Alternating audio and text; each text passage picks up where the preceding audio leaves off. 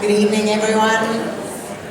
Welcome to our first coffee break of 2014. I know that people are trickling in, but we're going to get started anyway. I've seen some new faces here, so I'm going to give a very brief background on coffee break, and then we're going to get started with our speaker. And two quick announcements.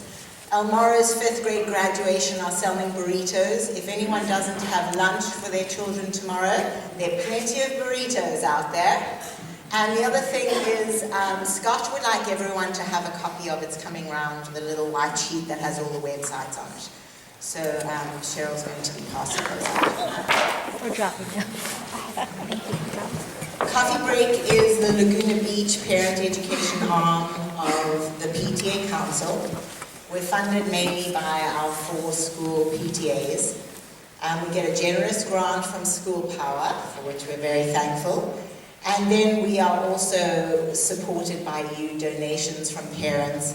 And I'd like to say thank you very much to those of you who designated their 20% for their School Power donations to Coffee Break. Thank you very much. Every little bit counts. Good speakers are very expensive, and we're so happy to host them for our parents 6 times a year. That's when we have coffee break meetings. I would like to thank you all for being here, and I would like to thank our leaders all clustered at the back there. Our assistant superintendent, Deborah Messinger, and then we have our 4 principals sitting at the back there. Dr. Joanne Culverhouse, there she is over there. Jenny Solberg, thank you, Ron Lamott and Mr. Chris Duddy. We appreciate you all being here tonight. I know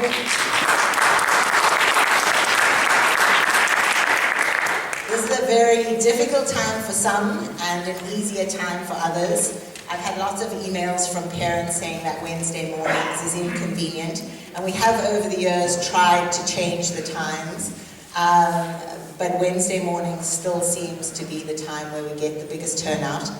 We do have a website which has most of our speakers up on it, www.gotocoffeebreak.com. So if you haven't seen some of our speakers, please go and visit it. It's a really great website, and this will be up in about a week for those of you who have friends or partners that haven't seen it to view.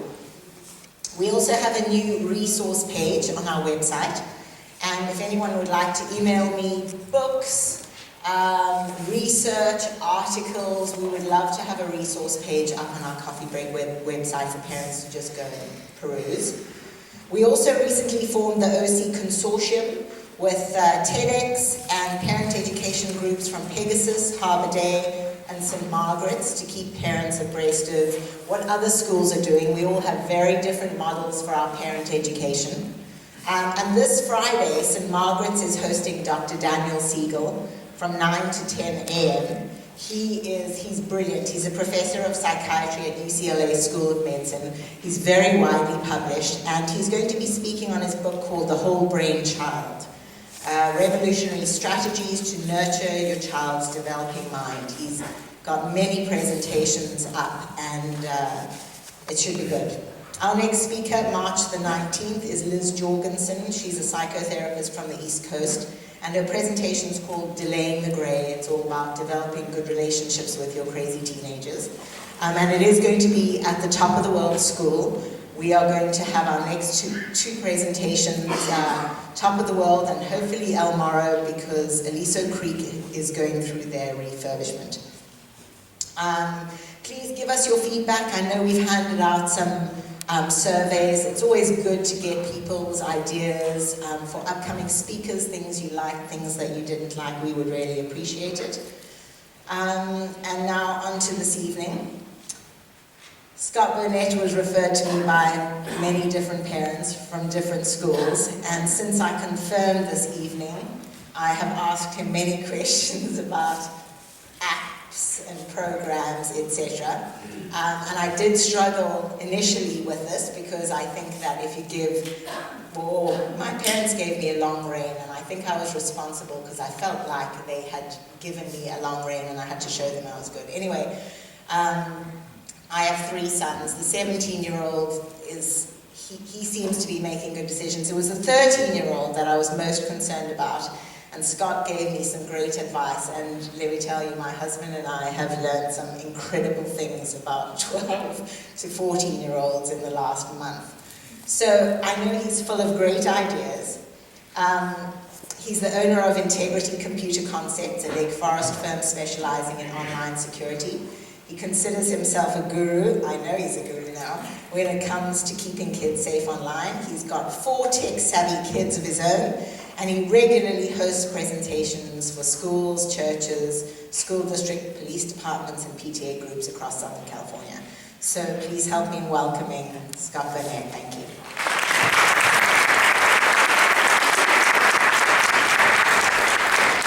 Thank you. I think I have a hot mic here. Nope, I don't need that one. Thank you. So, I haven't gotten a chance to speak in a venue this large.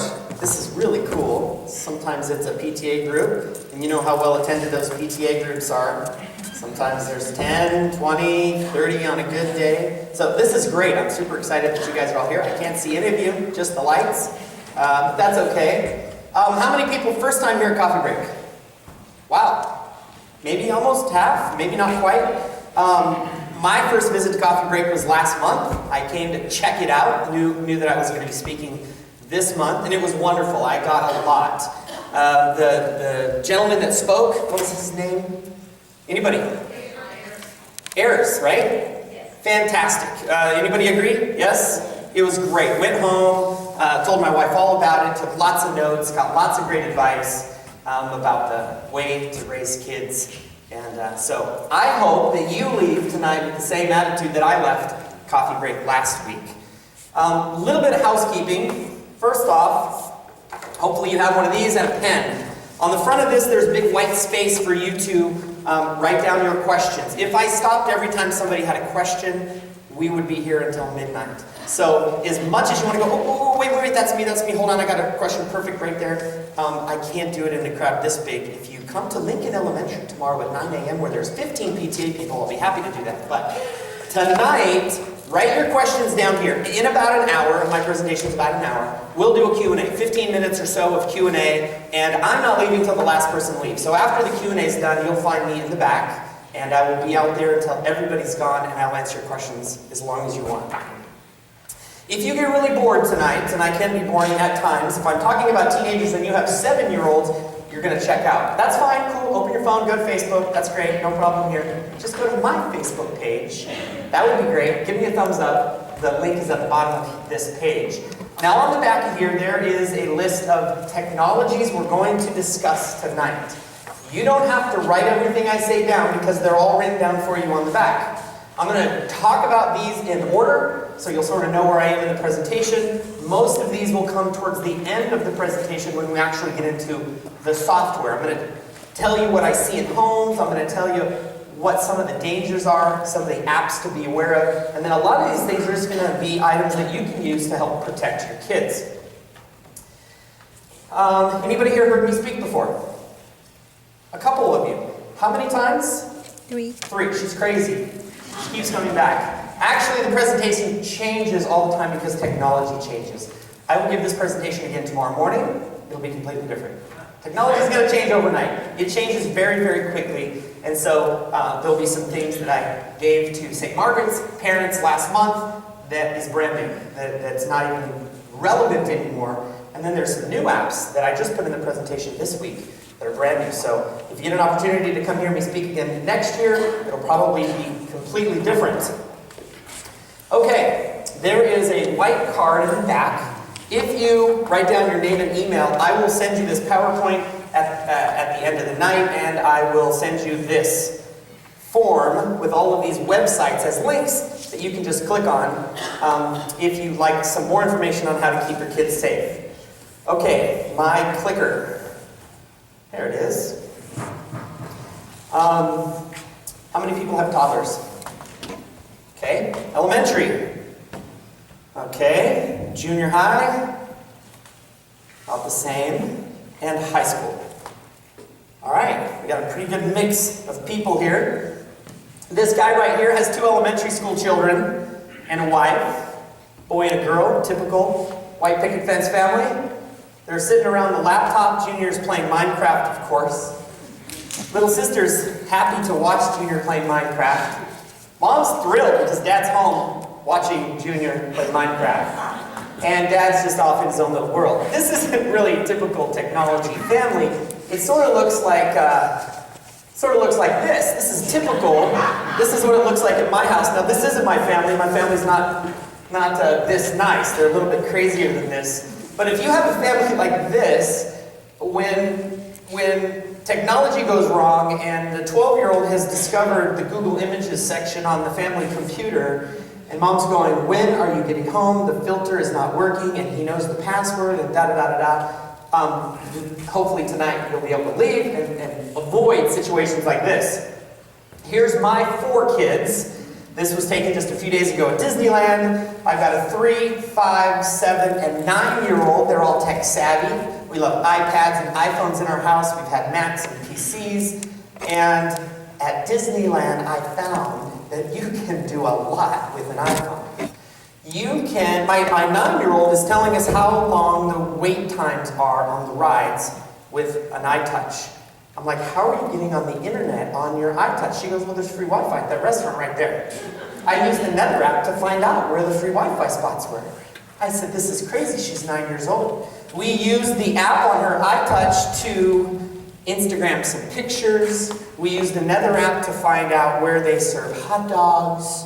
We did another app to find the shows of the times at Disneyland. Technology is awesome. But when we put it in the hands of a 7 and 9-year-old, it can become crazy because Minecraft can be crazy on YouTube. And websites can have links to other websites on the computer. So we have to be very, very careful with our kids and technology. And that's why you're here. Learn how to keep our kids safe. Whew, here's some current statistics. This isn't meant to scare you, this is just current. So McAfee, very popular antivirus company, made a very thorough analysis, survey of parental controls and teen safety. And this is some of the stuff that they found. Teens spend about 5 hours a day online. Parents think that teens spend about 2 hours a day online, but that's not true. Your kids are spending more time online than you think. From the time they get up to the time they're in the car, at school, after school, and in bed, hopefully not too much in bed, they are on the internet. About 15% of our kids, if they're teenagers connected with social media and cell phones, have met somebody outside of the virtual world that they originally met in the virtual world. They met them online and then they met them in person. That's a pretty scary statistic. 17% of teens have hacked into a friend's social media account or their email. Kids are being tricky on the internet. About 25% of teens have admitted to cheating on a test using a cell phone in the classroom. We're going up a little bit. 32% have accessed pornography online purposefully. About 50% of 12-year-olds have accessed pornography online accidentally. And we'll talk about a filter that we can put on our computers to keep that from happening. About half of you probably have computer controls in your home, and about half of you don't. If you found out of a free program that you could put on in 5 minutes, would you do it? Probably. So a lot of you already have something. Whatever you have is great as long as there's something. Before you leave tonight, you'll have a free program that you can put on any computer to keep it safe from some of the dangers online. 70% of teens hide their online behavior from their parents. Now, 70%, 7 out of 10 kids said they hide their online behavior. It could be even more. What my point is that you got to understand and know what your kids are doing. So tonight you're going to learn about some technologies. I'm going to continually tell you why it's a good idea to monitor your kids, to look at their cell phones, to look at their computers, and by the end of the night I think you'll probably agree. We must stay in the know. We can't give up on this stuff. Here's a couple more statistics from that same survey. About half of kids clear their browser history on a regular basis. Now some of you know your kids do this, and some of you are like, what? No way. Yeah, about half of the kids do that. About 20% of kids will watch inappropriate videos online and then delete them from their computer, and they'll go through great lengths to make sure that they aren't found on their computer. 15% of kids know how to turn off the parental controls. Yikes, we gotta step up our game just a little bit. 10% of kids have a duplicate social media account.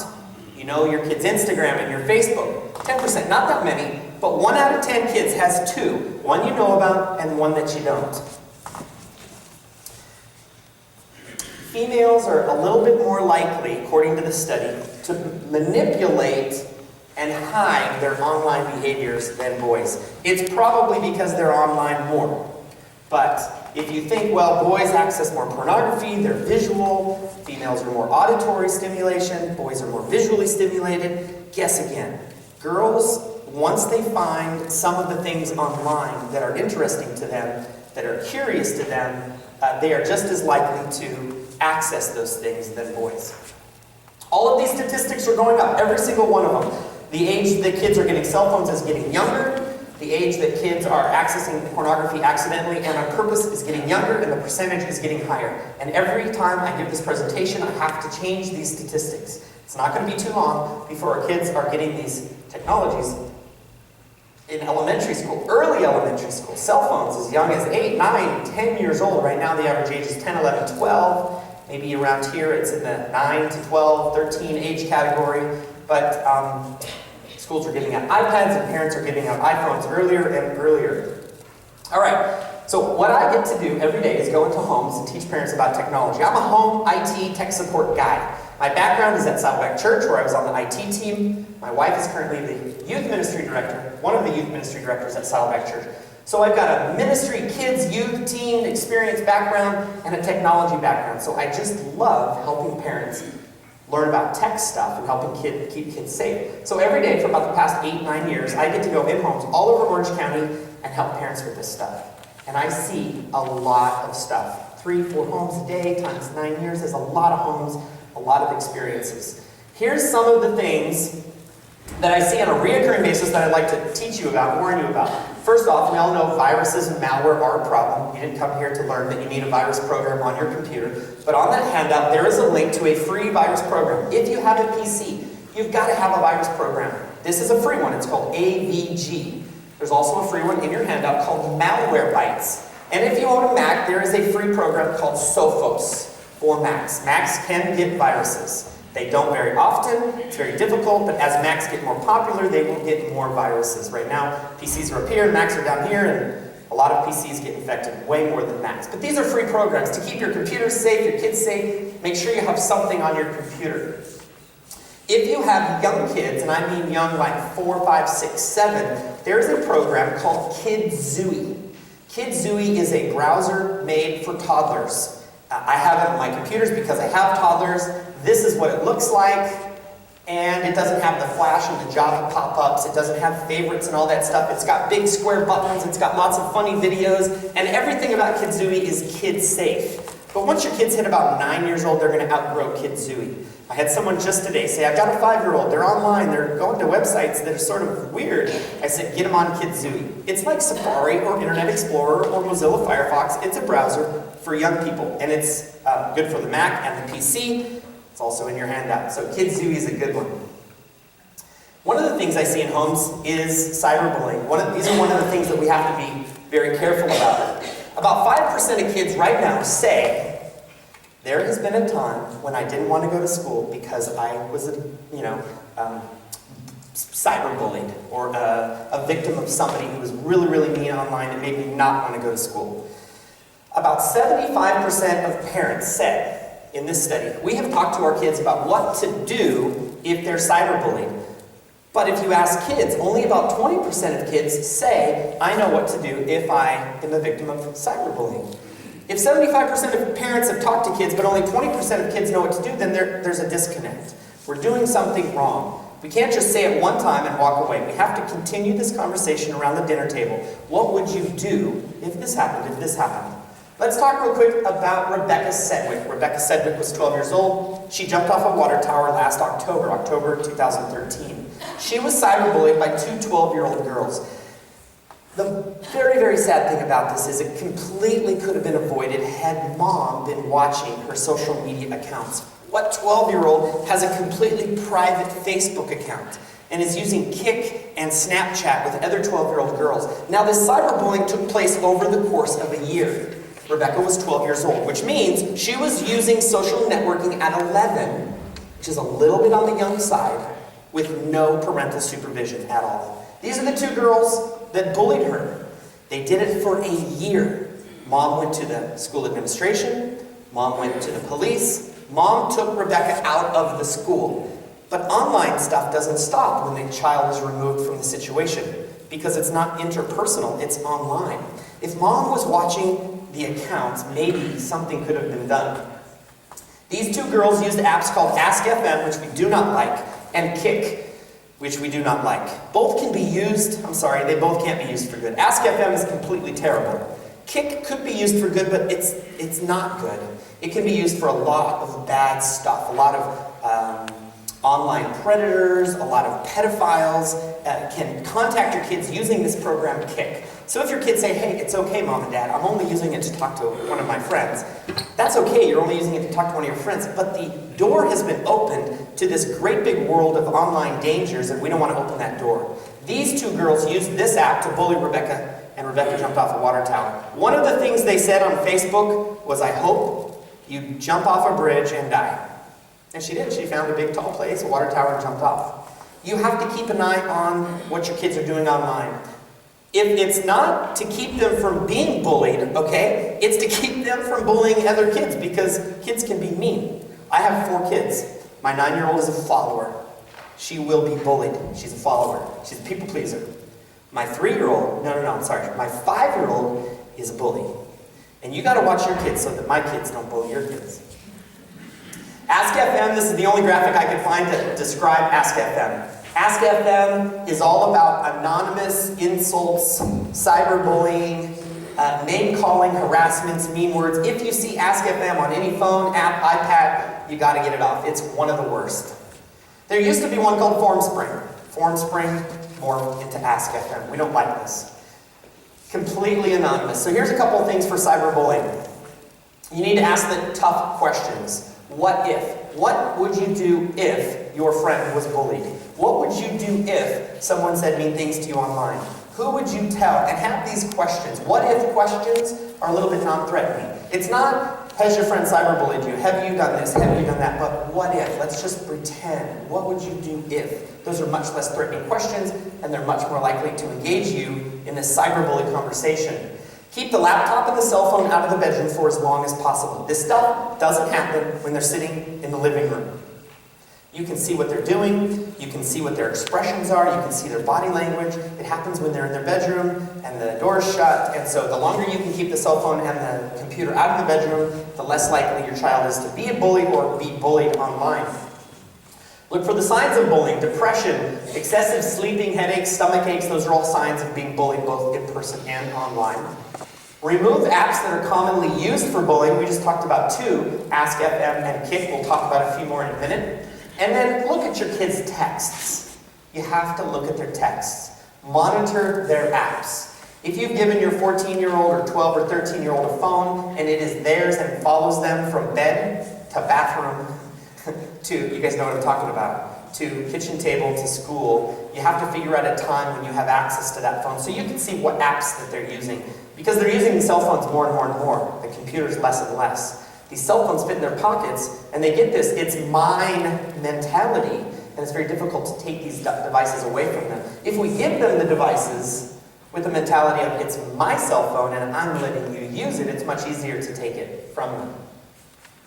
All right, this is my 5-year-old, for all you guys that need to be wary of cyberbullying. If you ever see this one, cyberbullying your kids, my phone number's on the paper. Just call me. She will bully somebody someday, so I'll watch her like a hawk.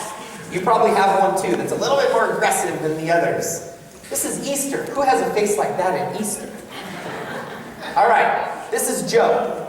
Joe lives across the street from the high school here. Just kidding. He doesn't really.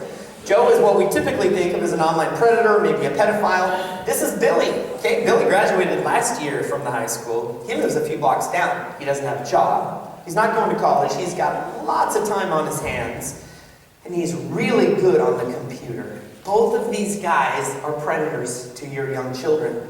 It's not the old, naked, hairy guy that just got out of prison, as much as it's the 22-year-old who might not be dating other 22-year-olds, but might find it easier to look towards 13 and 14-year-olds who are also playing the same game they are, or entering the same chat rooms that they are. They're both equally dangerous. So as your kids are engaging with older people online, make sure you know who they are, and don't get confused that a young adult or even an older teenager can't be as much of a predator or a bully to your children as Joe, the ex-con across the street.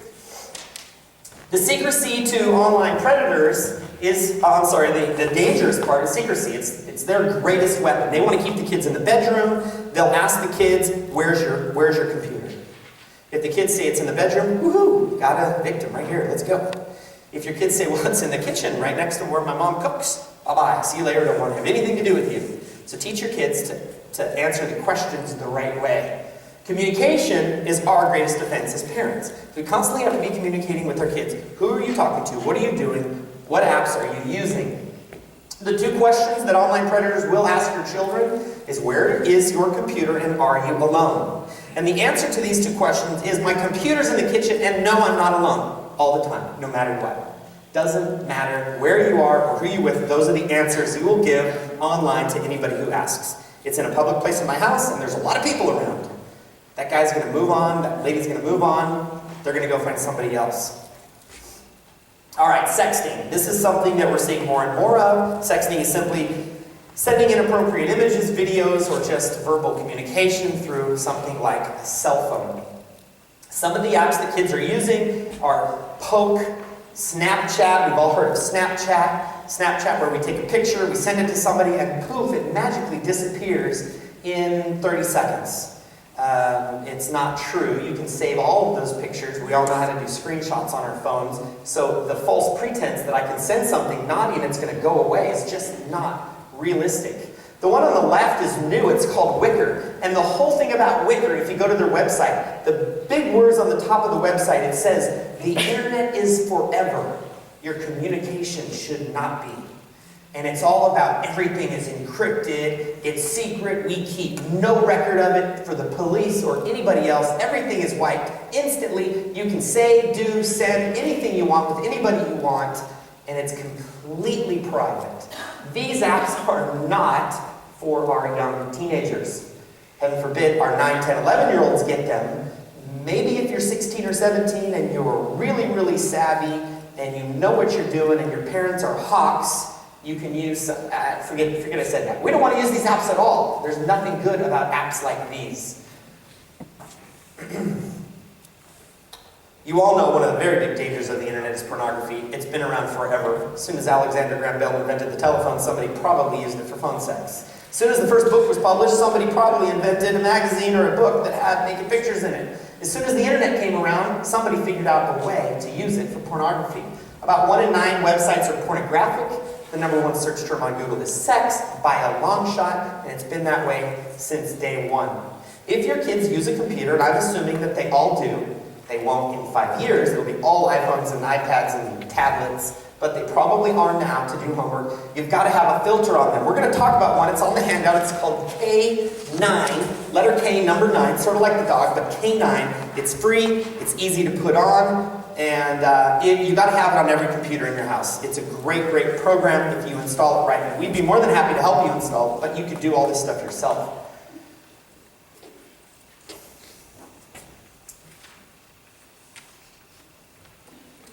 Social networking. We all know what social networking is. The icons across the bottom of the screen indicate there's more than one. Facebook is not the only one. Everybody remember the first social networking website? The first popular one? MySpace, that's right. MySpace is now basically for bands and musicians. Facebook has taken over. It was Google+, even YouTube. There's all kinds of social networking. The federal government says that you have to be 13 years old in order to have a social networking account. So if you're looking for a reason to tell your 12-year-old why you cannot have this account, just simply say it's against the law. Now, all these websites say you have to be 13, they ask for your age, but they don't check. Nobody's checking IDs online to make sure that you're of age. There's a couple of rules for social networking. If you're going to let your kids engage in social networking, my 3 rules are know the platform. Don't let them use Vine or YouTube if you don't know what it is. If you're going to let them use Instagram, you should be using Instagram. If they have a Facebook account, you should have a Facebook account. If you let them go play on this virtual world with thousands or millions of people and you haven't a clue what they're doing there, you have a little bit of a problem. You can follow your child on these platforms and you should know their password. If you're using the platform, or at least you understand it, and you're somehow following or watching or maybe having a brother, sister, aunt, uncle follow them, and you know their password, they're probably in somewhat of a safe zone. If you don't know their password, you don't know the platform, and you don't know anybody following them, a little bit of a red flag maybe you can watch out there. Instagram is the popular one right now in Southern California. On the East Coast, there's different social networking platforms. They sort of come in waves. There's a popular one now called Vine. It won't be popular next year. It'll be replaced by something else. But Instagram seems to be the elementary, junior high platform of choice. And we all know Instagram simply allows you to share pictures. There's a couple of things that you can do to make Instagram safe.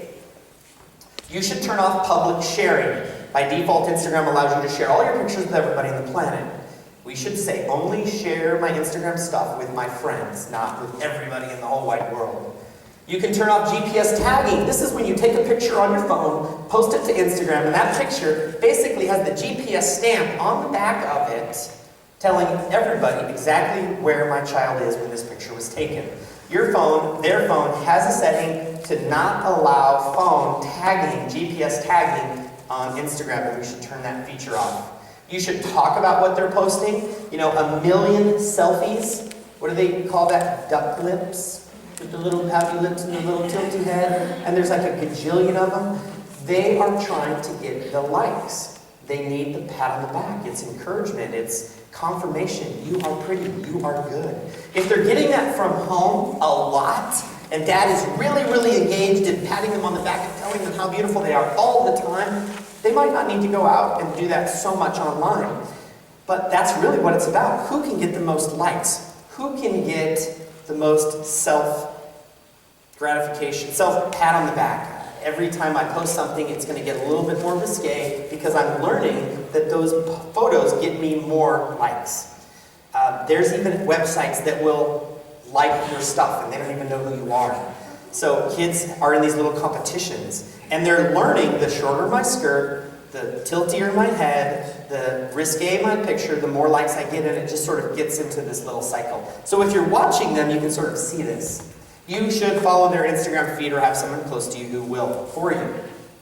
Instagram's one of those middle of the road ones. There's ones I hate, Snapchat, Kick, Ask FM, and there's ones I like. Facebook, it's pretty safe. It's sort of like the hotel lobby, right? In the hotel lobby, you can have a conversation, and other people are sort of around. Your conversation might be private, but there's other people around. That's sort of the Facebook thing. Kick is like the suite on the 5th floor with a locked door. There's nobody around. Nobody sees what you're doing. There's no oversight. Whereas Facebook is a little bit more public. Instagram is sort of in the middle. You can be private and you can share things on Instagram and it's safe, but it can be used for a dangerous way if you don't watch it. Vine is not good. When Vine first came out, it became the big, huge porn video of the internet. Vine is like Instagram, it's owned by Twitter. It's full of 6-second videos that loop. So a child can take a 6-second video and it's full of kids taking 6 seconds selfies. 6-second self videos. But do you know how much pornography you can fit in 6 seconds? A lot. And although you can't go to Vine and search for it, there are Vine websites that were created by other companies that are not Vine that will search Vine for you. So you can go to vinepeak.com and you can type in an inappropriate word and it'll search all of the videos on Vine and it'll give them all to you, even though Vine doesn't do that itself. Vine is full of pornography.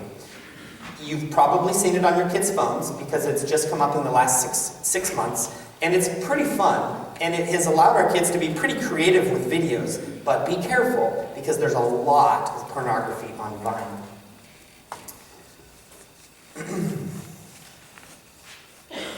If your kids use Facebook or Twitter, there is a website, it's on the handout, it's called Minor Monitor.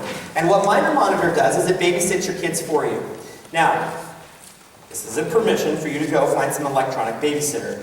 But the cool thing about Minor Monitor is If you post inside Minor Monitor your kid's username and password, so you do have to have your kid's password in order to do this, it will watch your kid's Twitter feed and Facebook feed for you. And if something out of the ordinary pops up, maybe a drug slang word that you might not be familiar with, or maybe a friend from Utah that's 27 years old has just friended your child. You don't know the age or who all these people are in your friend's Facebook links are, but Facebook Monitor, Minor Monitor does. So it looks at your child's circle of friends, and if something outside of the norm, outside of Laguna Beach, outside of the 13 to 18-year-old category comes in, then mom gets an email, dad gets an email that says, hey, wait, time out. There's a new drug, it's on the market, and your kid's using that word on their Facebook feed. Or there's 3 people from New York that just friended your child. You know, it's pretty cool. It's not a babysitter, but it's a helper, and it's completely free.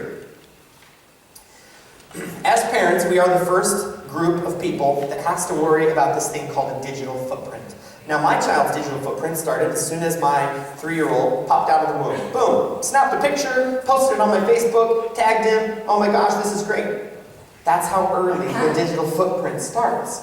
The digital footprint encompasses everything they say on comments, on blogs, on YouTube, what they post on Facebook, what they search for on Google. Everything that they do online brings their digital footprint together. And their college applicant advisor people and their first employers, I promise you, will look at their digital footprint. Right now, 25% of colleges are checking kids' online profiles to see what this kid is really about. Trust me, they know what a fake profile looks like. If it's not full of stuff for 2 or 3 years, it's fake. By the time the kids apply for colleges, they should have an online profile that has 2 or 3 or 4 years worth of stuff in it, and you can't fake that. What your kids are posting on their profiles now is deletable, but it could be posted and reposted and shared by other people, and you can't take that stuff off. If I go on Facebook and I look at my friends, I might not have a picture of me drinking beer at the pier at age 16, but my friend might have a picture, and they might have posted it, and they might have tagged me, and that might come up. And so we have to teach our kids, share with our kids, what they post online doesn't go away. They already know this. Teachers are drilling it into their heads. They've learned this. We just have to be constantly reminding them. And another reason why we should be looking at what they're doing online, what they're posting, what social media accounts that they're sharing. Here's a new one. This is the first time I've talked about this. These are called hookup apps. If you have junior high and elementary school kids, you probably don't have to worry about this yet. But for those of you who have high school kids, be careful. These are crazy. You guys, this is going to scare the pants off of you. Hookup apps, and here's a couple of them. Link to your social media accounts. And you go through them and you say, oh, I like that person, yes. I like that person, yes. Oh, I'd love to hook up with that person, yes. And that other person does the same thing. They go through their social media accounts and they checkmark all the people they'd like to hook up with. If they checkmark you and you checkmark them, you both get an email that says, hey, the other person likes you and you like them. And the rest just comes naturally. If you go into Swoon, it will link up with about 5. It'll go to your Instagram, it'll go to your Facebook, it'll go to your Twitter. It'll conglomerate all your friends in one, and you just swipe through it. Up means I want to date you, down means I want to get down with you, and swipe means I don't like you. And you just go through them all. Boom, boom, boom, boom, boom, boom, boom. 2 days later, you start getting emails. Hey, this other person, they also swiped up for you too. Now, these apps don't show as inappropriate in the Apple App Store because there is no pornography or anything like that in them, but they are very dangerous apps. They're brand new. Your older teenage kids have heard of them. They might have them on their phone already. They might have just been curious about what they are, or they might be using them all the time. Here's 2 of them. One's called Down and one's called Pure. And on the one that's called Down, you swipe down if you want to get down, you swipe up if you want to hook up, and you swipe left if you don't like them. And this one called Pure, you say who you're interested in, what city you live in, and it finds all the other people that have done the same thing. And so, very dangerous apps. If we're not watching what our kids are doing, then we could have a problem. Our young kids aren't going to be using these, of course, but our older kids will be. All right, so here's some technology tips for your home. Those were just some things to Let you guys know what's new and what's out there. Here's some tips that I've found, and I've gotten this advice from parents all over Southern Orange County about things that have worked for them. First one is where the computer is located. Best place is in the family room. We sort of know this. This is sort of common sense. The bedroom is nice. It gets the kids out of our hair for just a little while. Trust me, I've got 4 under 10. I know exactly the benefits of a computer in the bedroom. However, that's where this stuff happens. That's where we do the Google searching. That's where we do the cyberbullying. That's where we search Google. That's where we find pornography. All this stuff happens in the privacy of our rooms. If you take that computer and put it in the living room, you're much, much less likely to have problems with your computer. Now, I went to a home about a month ago. The parent says, hey, I think my kid's surfing porn. Can we put a filter on? I said, sure, no problem. I'll follow you up to the room. So we go up to the room, walk up the stairs, open the door. The bedroom is really oddly furnished. The computer is in the very middle of the bedroom at a table. I've never seen this before. The computer is facing the door. So I'm sitting in the chair, the computer's right in front of me, and there's the door to the bedroom. I said, that's a very strange place for the computer to be. Usually it's up against a wall, maybe this one over here, which is completely blank. She said, yeah, I thought that was strange too. He just moved it over there in the middle of the room a couple weeks ago. I said, wonder why. So you open the door and say, hey, honey, it's time for dinner. And he says, hold on, Mom, I'll be right there. Let me shut down this website. Okay, your computer has to be where you can see it. The best place to have it in a bedroom, of course, is facing the door. And then if it is going to be in the bedroom, just take the door off. That would be great. But this is really the best place. We have a small desk in our downstairs with 3 computers on it. That's where they are. Luckily, we started young, and that's just where they're always going to be. The computers don't go into the bedrooms at our house. If you have a house or a child where the computer has to be in the bedroom, and I understand some kids need some concentration, and some parents just need some downtime, you have a little extra work on your hands. You should have a little extra filter on there. You should have a little extra time controls on there. You should have a little bit more checking on them in the middle of their session of homework. It's just so much easier downstairs. Consider moving it if that's you. One of the other problems that we see a lot of is passwords. I would highly recommend that you guys go down to Staples and get a little password book. These are $5 to $10 at Staples. It's just like a little address book. It says username, password. I've told people to get password books for years. And I have clients that I've been helping for 10 years. When I go over to their house, they just have their password book out, and we can do anything we want because we have the passwords to everything. They're not on sticky notes on the desk. Some are on the phone, some are on the computer, some are at my husband's office. They're everywhere. Get yourself a password book. It's one of the best pieces of advice I can give you. And know all your children's passwords. You have to. For their safety and for the safety of your family, you gotta know who they're talking to. If something were to happen to them, you got to be able to get into their computer, get into their email, get into their Facebook. You have to. So tell them, new family safety rule, I need to know your passwords. Sorry, that's going to be the new rule, and I'm going to write them all down. Cell phones at night. Studies have shown that about 1 hour less sleep if you allow your child to bring their cell phone into the bedroom. We all know kids need 10, 12 hours of sleep.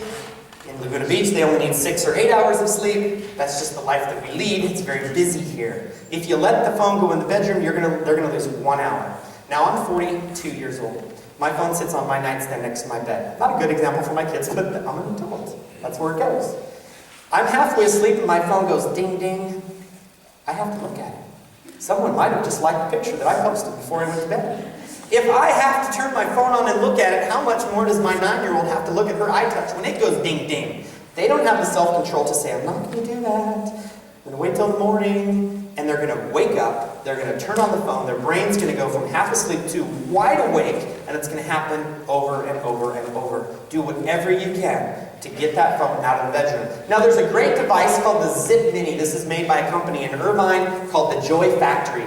It's a little round device, and it's got these little 1-inch wires, and these 1-inch wires will connect to any device. There's one for the old style iPhone. Here's one for the new style iPhone. And this plugs in next to my bed, and all the devices get plugged in and charged on this. And I don't have this big, huge bundle of wires. You can buy it online. There is cards in the back room, these red cards on the table for the Joy Factory. And if you buy the Zip Mini, I think they're about $50. They charge everything that you have. And you use the word integrity on their website, they'll give you a big, big discount. However, if you want to save $50, my version The low-cost version of the cell phone charger for the parent's bedroom is called the iBasket. The iBasket is absolutely free. You just find a basket, put it in your room. All those wires fit nicely right up into there. The best place to charge the phone is in mom and dad's bedroom. Obviously, the hallway or a kitchen will work just fine.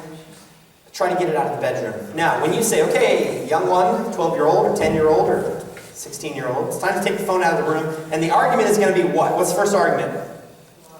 I need it for my homework, alarm. No, $12 and a trip to Target will fix the alarm problem. Okay? The other thing, I need it for music. No, you need it to go to sleep. It's time for bed. Put the electronics away. Let's shut them down. 8, 9 o'clock, let the brains cool down just a little bit from that 5 to 10 hours of online gameplay that they did. My daughter knows that if my head hits the pillow and her iTouch is not charged next to my bed, she loses it. And it happened one time, and she lost it for a while, and then she learned. So it goes plugged in at bedtime, that's the rule. And it seems to work really well for us. So, Google and YouTube, 2 of my favorite websites on the planet. They are absolutely safe if you know how to use them. I'm going to show you 2 very easy tips to get Google and YouTube to work very, very well. Let's start with Google. Let's flip over to website. We're going to flip over to the Google website. Am I going to flip? No, it's on the computer. There we go. Okay, so here we are on Google. Okay, so down in the lower right-hand corner of Google, right here in the lower right, there's a button that says Settings. Go ahead and click on Settings for me, and we're going to go up to Search Settings. In Search Settings, you have this button right here. It says Filter Explicit Results. This will take all of the pornography off of Google. Once you've typed it in, you have to click. Go back one screen, Joshua. Thanks. You have to click this button right here in the middle that says Lock Safe Search. This is really easy to do. Go ahead and click it. And then the last step in this puzzle is to sign in with your Gmail account. If you don't have a Gmail account, you can go to Gmail and get one. It's free and it's easy. Once it's signed in and locked, the child cannot turn off the safe filter for Google, and that will keep the Google results from coming up with bad stuff. Now, one time my 9-year-old Googled American Girl. American Girl, if you have a 9-year-old girl, you know exactly what the American Girl dolls are. But Google doesn't understand that. And Google will give you much different results if you type in American Girl. But the safe search will help fix that. YouTube and Google are kissing cousins, and YouTube does the exact same thing as Google. Let's flip over to YouTube. Hey, anybody seen this devil baby attack video? It's hilarious. It's hilarious. This is a little remote-controlled baby devil in a coast in a basket on New York City streets. I'll let you go watch it. It's funny. Go down to the very bottom of YouTube. We have the same thing that we had on the Google website right here. We have this button called Safety. Right now it's turned off. Let's turn Safety on. Scroll down a little bit more. We're going to turn Safety on right here. We're going to click Sign In on the right. And now we're going to use our Google account because Google and YouTube are connected. We're going to sign in with our Gmail. That's going to keep the YouTube videos clean. Now, there's no hardcore porn on YouTube, but there's a lot of inappropriate stuff on YouTube. There's a lot of instructional videos, there's a lot of foul language, there's a lot of sexual explicit stuff that just shouldn't be there, but this will take the majority of that stuff away. Now, that doesn't mean it's okay to let them use YouTube and Google in their bedrooms, but you don't have to stand over their shoulders all the time. It just makes it a lot safer. Now, you do have to do this on each username. So if you have a computer with 2 or 3 usernames, you got to do that. If you have 2 or 3 browsers, Safari, Internet Explorer, Mozilla Firefox, Google Chrome, you have to do it on each browser. So let's say you got a computer with 2 usernames and 3 browsers, you're going to have to do it, 6 times. But how long did that take us? Just a minute.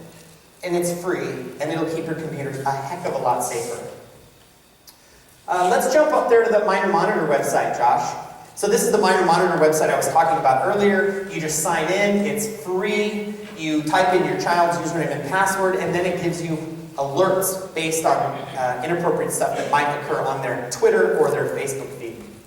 Cool. Let's go back to the PowerPoint. Thanks. So on the handout on the back, there's a link on how to do the YouTube and how to do the Google safety search. Both very, very easy to do. All right, contracts. Cell phone contracts are great ideas when you give your children their very first cell phone. If you've already given them to one, you can always integrate this in now, but if you're thinking about giving them one, or they're only 8, 9, 10, 11, 12 years old and you haven't given them one yet, consider giving them a contract when you give them their phone. Now the one on my website, and it's on the handout so you don't have to write all this down, it's a conglomerate of about 5 or 6 different contracts that I've seen on the internet. One of them specifically that I very much like starts out with this #1 rule. It's my phone, I bought it, I paid for it, I'm letting you use it, aren't I a great dad? That's rule #1, just get it through your thick head. It goes through a whole bunch of stuff, don't send stupid pictures of yourself, don't take pictures of other people's body parts that shouldn't be taken pictures of, use your manners, always answer the phone when mom or dad call, no matter what. But the last rule I love. The last rule says, you will mess up. I will take away your phone. We're in this together.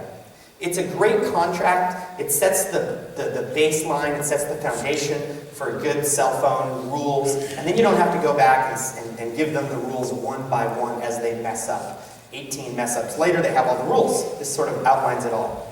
There's also one for the computer. There's the time limits. Here's the consequences. Here's what you should and shouldn't do.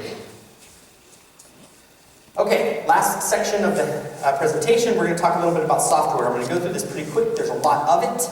All of this is easy and you can do this yourself. However, Joshua and myself, Joshua's like the Wizard of Oz. He's behind the curtain over here using the computer and the presentation and the PowerPoint. But Joshua or myself will come over and help you guys set these up. So if you get overwhelmed with the things I'm telling you, that's okay. Call us, text us, email. We'll help you out. But the stuff is not too difficult to do.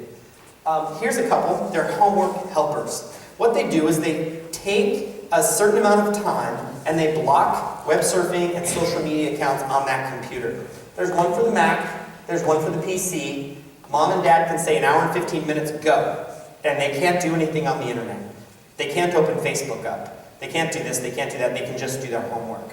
And although they're not perfect, they're definitely helpers for those kids who have a hard time focusing on their homework while their social media is on fire with some kid that got caught cheating and then everybody's talking about it and it's blowing up my social media feeds. This will help keep that kind of stuff from happening.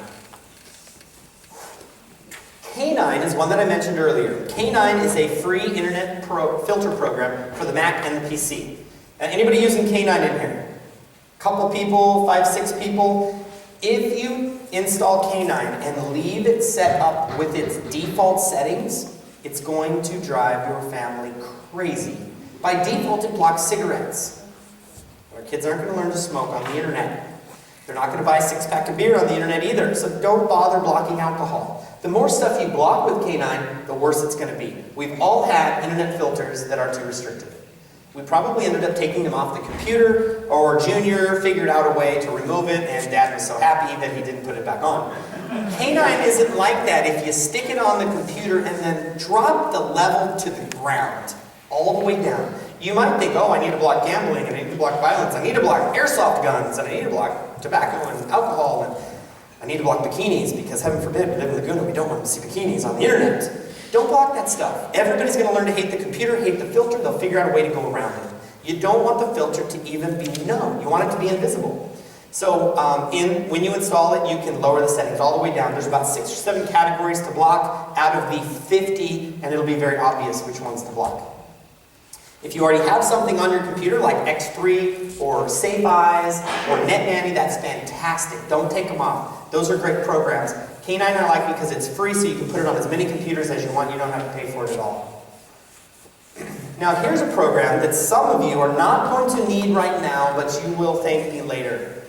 SpectreSoft makes a program that records every single thing a child does on the computer. It takes screenshots. It controls the time that it records when they turn it on and off. So you'll see if they're getting up in the middle of the night to use the computer. It records all the keystrokes, so you'll find out passwords. It records emails. It is Big Brother gone wild on their computers. Completely stealth, invisible.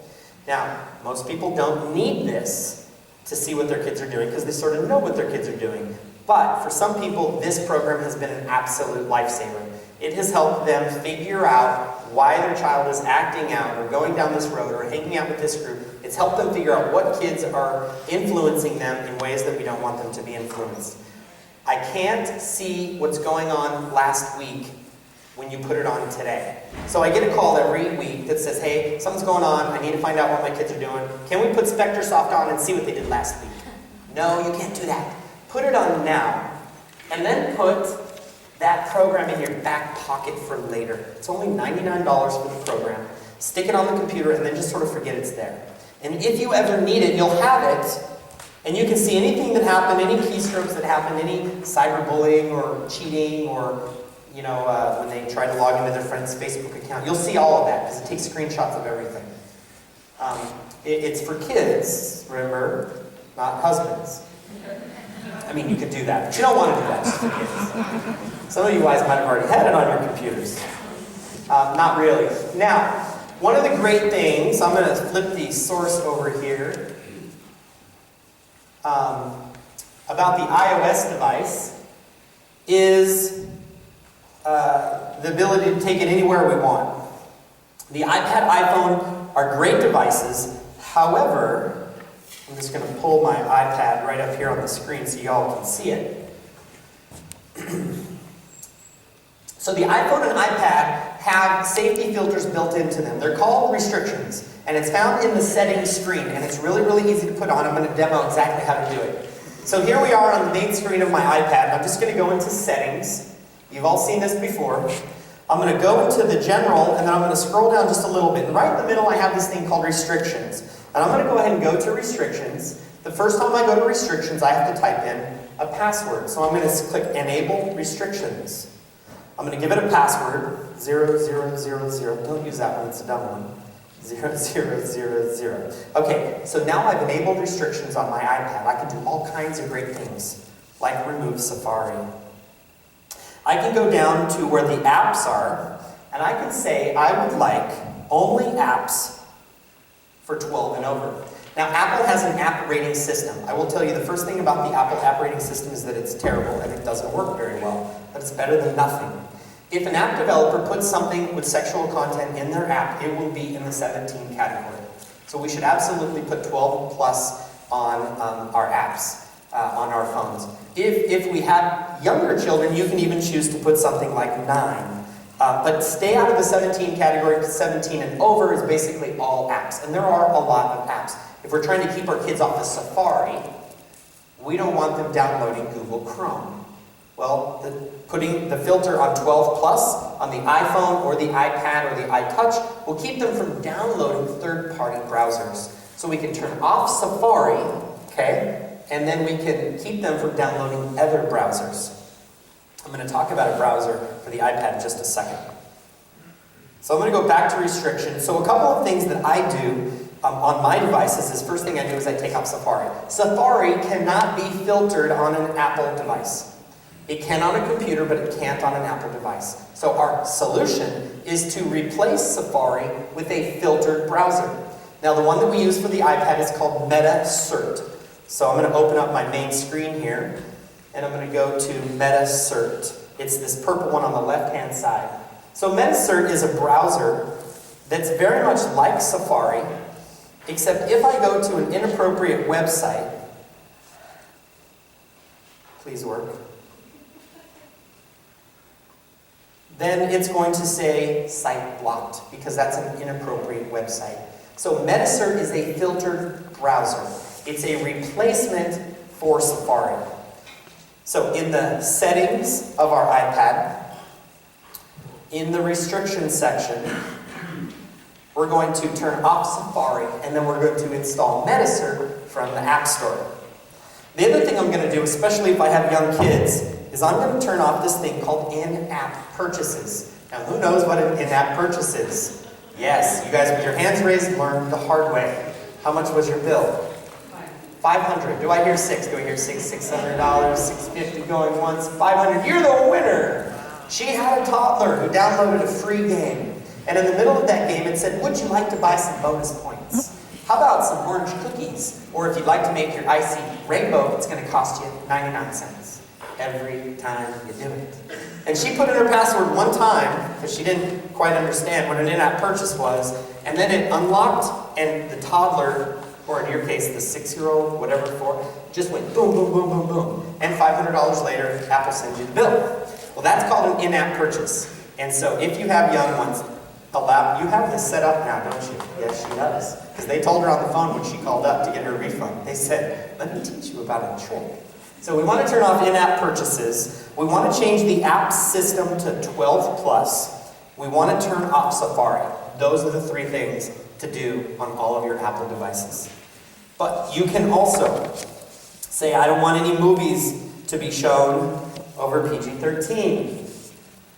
I don't want any books with explicit sexual content. I don't want any music with explicit lyrics. These are all controls that are built into the iPad and the iPhone and the iTouch, and they're very easy to put on. On the iPad, we just learned that you want to replace Safari with Metasert, right? The app that I have right there on the left-hand side. On the iPhone, let me get my iPhone up on the screen here. On the iPhone, you want to replace it with K9. You see this app right here in the middle, K9? Well, the K9 browser is my replacement for Safari. So I'm just going to go into my settings. I'm going to go into General. I'm going to go to my restrictions. I'm going to do 0000, and I'm going to turn off Safari. And what you'll notice on my home screen is that Safari just disappeared. I can turn it right back on, or I can turn it off very easily. I know the password, the kids don't. But now if I want to use the internet, I have to use the K9 browser. Now, K9 is for the phone, Metasert is for the iPad. You can't put Metasert on the phone, so put Metasert on your iPads, put K9 on your phones. Those are the safe browsers for the Apple device. All right. We just talked about Metasert, great app, free. And we talked about K9, also free. I love free stuff. Here's a good one, and we only have a couple more to talk about. This one's called Teen Safe. Teen Safe is the only app that will monitor your children's text messages on the iPhone. It's easy. It's about $5 a month, and it does it through their iCloud backup. So their iPhone comes home at night. It backs itself up using iCloud to the internet. And Teen Safe reads the backup from iCloud, and you can read their text messages. It's pretty easy. All you need is their iCloud password, which might be your password, because you might be sharing one. So just go to the Teen Safe website. It'll show you where the phone is, very much like Find My Phone. It'll show you the call log, incoming and outgoing, and it'll show you the text messages. It's the only one that'll do it on an iPhone unless you jailbreak the iPhone. We're not going to get into that. If you jailbreak the iPhone, there's all kinds of stuff you can do, but it's a real pain in the rear. This one is just right out of the box, easy to do. Now, you don't even have to install anything on the iPhone for this to work. It simply reads their backup. So all you have to do is set up their phone to back up to iCloud, and then set up Teen Safe to read their backup.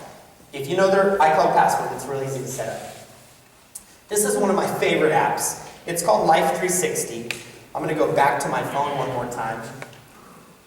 So Life 360 is, who uses Find My Phone? Who's actually found their phone using Find My Phone? Fantastic. You guys need to put super glue on your phone because you lost it. That's silly. Find My Phone's great. Life 360 is a free app, and it's like Find My Phone, but it's like Find My Phone on steroids.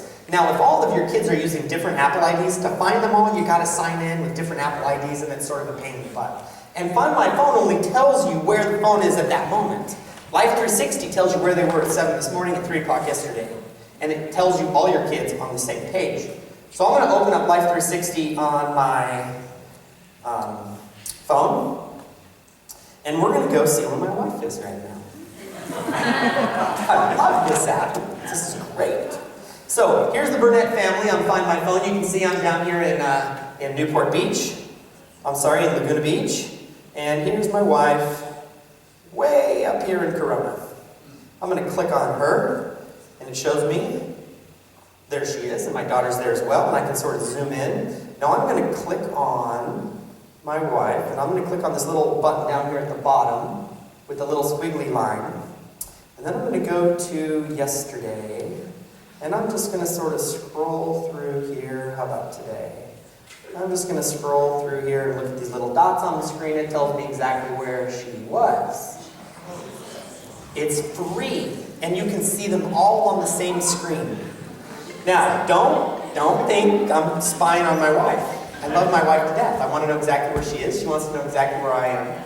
The cool thing is, if I don't know where she is, I don't have to necessarily call her and say, are you at the mall? She turns Life 360 off when she goes to the mall. But she can see when I leave my office, or I can see if she's at gymnastics practice. It's a pretty cool app. Now, you don't have to let everybody know where everybody is, but it's designed to be location awareness. Family, location awareness. So if I want to say my daughter doesn't know where I am, but I know where she is, that's fine. You can do that. And it's free. Life 360 is a cool app. Go back to our PowerPoint and finish up. I'll do some Q&A and let you guys out of here. T-Mobile, Sprint, AT&T, and Verizon have fantastic features already built into your plan. All you got to do is call and ask them what they are. They change all the time, so I can't possibly tell you what they are today. But I did a little research for Verizon just a few days ago. And what I found is that Verizon has a new feature called Family Base. It's $5 a month. It allows you to set up restrictions for the child's device. You can even turn it off remotely. Oh my gosh. You can set time limits and usage for data and telephone and text messaging. But AT&T and T-Mobile and Sprint all have these also. All you have to do is go to the website and find out. And they change. So they didn't have one a year ago, they do now. What they have now is going to be different than what they have in a year from now. So keep up to date on what your cell phone providers have as far as helping you keep your kids safe. I love technology, and I love to use technology to connect with my kids.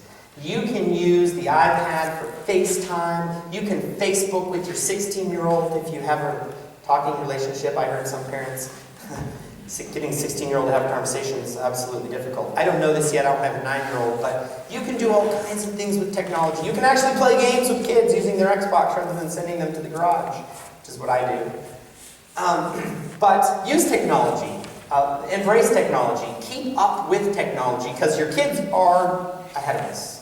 They're all ahead of us. My 9-year-old's catching up to me quick, and I'm an expert. I've been doing this for a long, long time, and they're pretty darn smart. They pick up on this stuff so fast, much, much faster than we do. So if you have the opportunity to hear someone else speak or learn something new, I encourage you to go and keep up to date, because as long as you've got kids using technology, you're always going to be slightly behind and trying to catch up. And I thank you guys for coming. I am done. I have some questions and answers. Thank you. I know you guys have some questions because you were writing them down. Let's do 10-15 minutes of Q&A. I'll dismiss everybody. Like I said, I'm going to go in the very back. And let's just jump right in, right there. Nice and loud. No. When you put K9 on the iPhone, it's not a filter.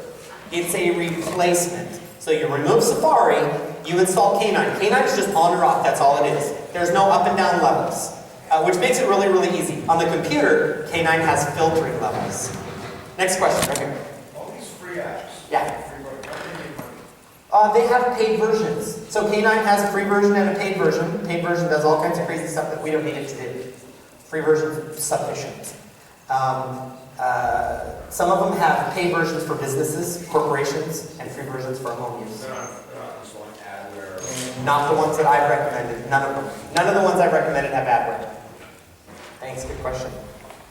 Yeah. Thank you. Like 360, is that only for the phones, or can it be for iPads also? Yes, you can put Life 360 on an Android phone, a BlackBerry phone, a Windows phone. You can have every phone in the planet. An iPad, you can put it on everything that has a connection to the internet, except the computer. And you can see everybody on one page. Can they turn it off? Yes and no. Anybody can turn anything off. You'll know it when you go in there and it says they've disconnected. But in the restrictions feature, there is settings that say that they can't change accounts. So if you turn that section on, you can keep them from disabling Life 360. But just like anything, what we want to tell our kids is, hey, I'm watching your back. I'm not looking over your shoulder. It's a little bit different way of looking at things. Yes, you could turn it off and I won't know where you are, but I want to keep you safe. You know where I am, I know where you are, don't turn it off. And here's the consequences if you do. But there are ways to turn it off no matter what. The kids are so savvy these days. So on that same like 360, does it have to be installed on each device? Yes, it's installed on each device. You install it first as a parent, then you invite them via their cell phone number or their email. They get an app, they get an alert, they click the link, they sign in, they connect with you, you add a little photo of them, and then if it's turned off, your Life 360 will tell you that their Life 360 has been disabled.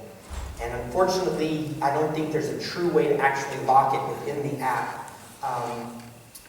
But if you have Find My Phone and Life 360, I mean, it's a benefit to keep it on. If you lose your stuff, you're going to be able to find it. But if you set consequences also, then you might be able to keep it on a little bit longer. A teenager will go to great lengths to keep you from finding them, which is why I brought the GPS Nano. I knew I'd show you guys at some point. This little GPS device has a 2-month battery. It has an app on my iPhone that I can see exactly where it is. This little GPS device, which isn't a cell phone, right? So kids don't even have to know where it is, can go under a car with a magnet like this. This is a little GPS case, goes right under the car. This little device goes in there to last for 6 months on a battery like this. It's lovely. I love these things. But this can also be dropped in a backpack or a suitcase. My daughter had this in her backpack when we went to Disneyland a week ago. She also had it in her backpack when she took a field trip to the Long Beach Aquarium.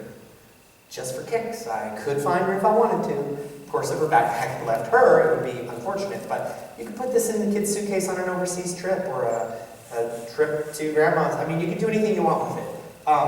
Phones can be turned off, and kids will go to great lengths. They'll even leave their phones at a friend's house to make you think that they're there. The pain of not having my phone is not as great as the joy of going to the beach at 4 o'clock at night. Next question. You said some of the apps you give passwords to them. That seems a little scary that they have passwords. I don't give my kids my passwords, but my kids must give me theirs. These companies have your child's password for Facebook or... Oh, minor monitor? Yeah, the benefits of minor monitor having my kid's Facebook password far outweighs the benefits of them not having it. I don't think minor monitor is going to do anything wrong to my kids. They would quickly lose market share if their business is for parents. If you read these kinds of like minor monitor, if you read their website, you'll see it was started by a very concerned dad. He figured out a way to do it. He built a business around it. They're in it for good. I've experience with these companies as far as using them, and I have a pretty good eye for companies that aren't doing good stuff. And the ones that I've recommended have our children's best interests, for sure.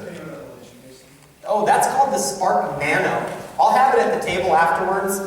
This is a little couple $100 device. It has a little subscription that goes along with it, and a little website and an app for my phone. I can see right where it is at all times, and I can buy a case to put it somewhere if I wanted to. All right, a couple more. You in the back. You really touched on Snapchat and Vine, so you didn't really like that, and it was sort of there's no history tracker on that? No. None. No, Snapchat, Vine, Kick, and Ask.fm are 4 of my least favorite apps. And they are the popular ones. So I don't have any real, true, great advice of how you're going to go home and change the rules. But now you know that they're very dangerous. And they can be used for good, don't get me wrong. You could have a great kid and she's only using Snapchat and Vine with her friends. And I'm not saying that you have to go take them off. But now you know that there's a lot of online predators, there's a lot of pedophiles. You can be invited into a private room from a public room. About 20% of kids have said, we have left a public chat room to enter into a private chat room with a complete stranger. That's 20%. 1 in 5 kids have done that. So, that's right. There's no controls on Vine. When you post on Vine, it's on Vine. It's for everybody. You don't get to say only my friends. What goes on Vine for everybody. There's a lot of pornography on Vine. A lot. And it's very easy to find. Despite Vine's attempt at trying to make it not so. They didn't want it that way. That's just how things roll sometimes. So that life path and then also the Spark Nano there's no danger of somebody from the outside like hacking or accessing that unless they have a Not any more so than them hacking in and trying to find you via an app you're using on your phone. There's much more likely of them finding a picture of your child on the internet with a tag on the back of it of the GPS location than hacking into a GPS device that's under a car that you're accessing on your phone. I've not heard of that happening.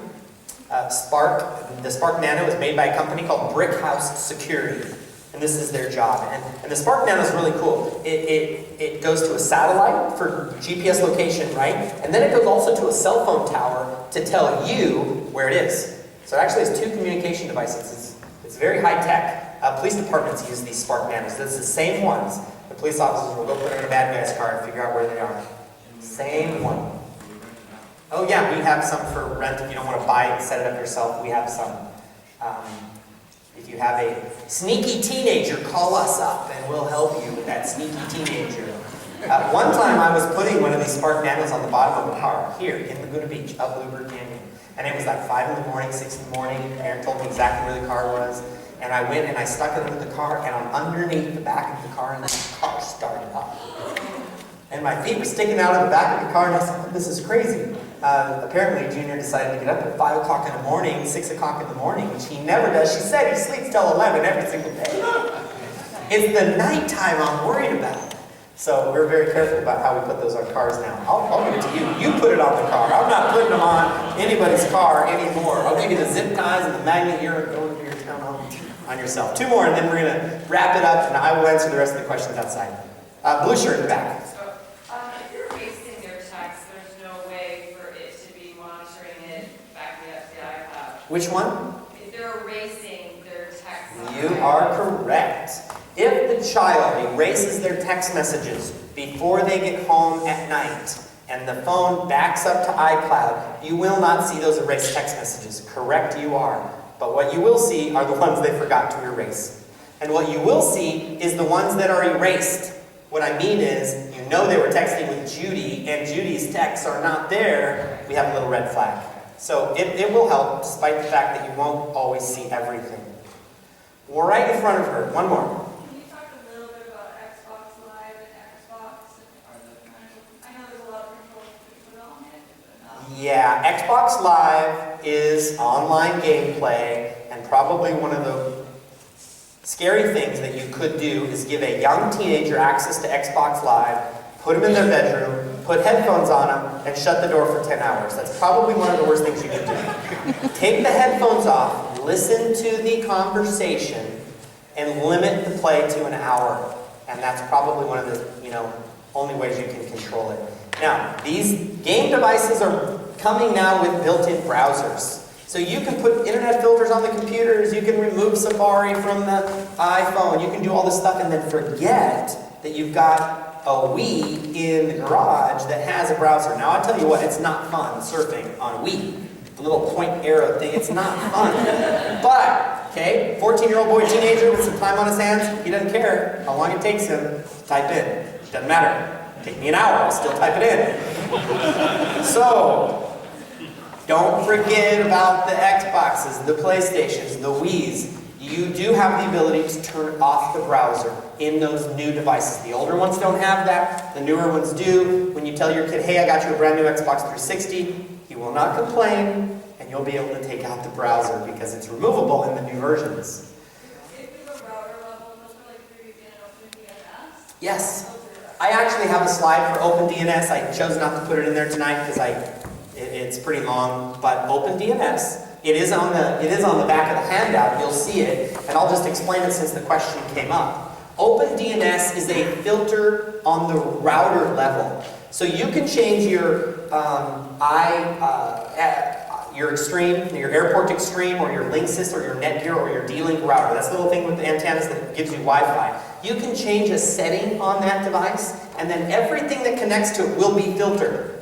The phone, the iPad, the computer, it's easy and it's free. There's a link on here to do it. It's called OpenDNS.